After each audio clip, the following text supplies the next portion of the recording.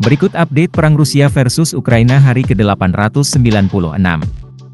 Presiden Ukraina, Volodymyr Zelensky mengatakan pihaknya akan mulai menambah alokasi dana untuk mengembangkan program produksi rudal dalam negeri.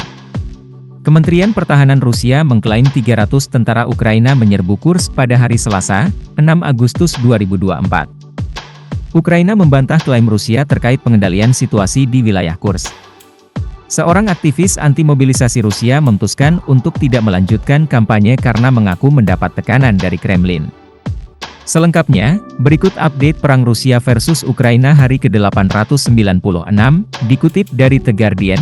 Zelensky menambah alokasi dana program produksi rudal domestik. Saat ini, Ukraina sedang berupaya meningkatkan produksi rudal domestiknya.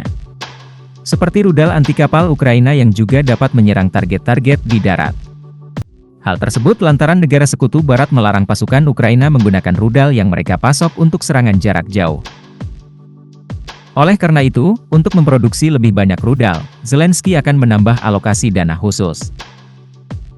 Ukraina mengalokasikan lebih banyak dana untuk program rudal domestiknya, kata Volodymyr Zelensky. 300 tentara Ukraina melancarkan serangan ke wilayah Kursk. Hal tersebut dikonfirmasi oleh Kementerian Pertahanan Rusia pada hari Selasa, 6 Agustus 2024. Menurut mereka, 300 tentara tersebut menggunakan tank dan kendaraan lapis baja untuk melancarkan serangan. Tak hanya itu, pertempuran juga terjadi di Dansabag dan juga desa-desa perbatasan Nikolaevo-Darino dan Oleshnya. Dewan Keamanan dan Pertahanan Nasional Ukraina menolak klaim Rusia serangan yang terjadi di Rusia dibenarkan oleh pejabat junior Ukraina. Ia mengakui serangan itu terjadi dan mengindikasikan bahwa serangan itu belum berhasil dikalahkan. Namun Dewan Keamanan dan Pertahanan Nasional Ukraina membantah klaim tentara Rusia yang mengatakan pihaknya berhasil mengendalikan situasi di wilayah Kursk.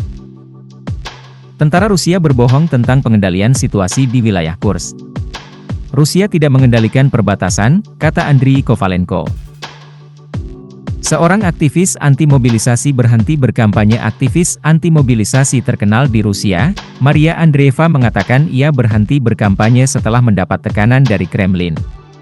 Rezim Putin telah menekan sekelompok istri dan ibu yang dikenal sebagai Put Domoy, yang secara terbuka menyerukan kepada Presiden Rusia untuk membawa kembali para pria yang dimobilisasi secara paksa dari garis depan di Ukraina.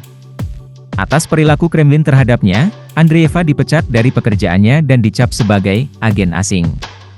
Sayangnya saya harus bersembunyi, kata Andreeva. Bayi berusia 12 bulan terluka akibat serangan Rusia.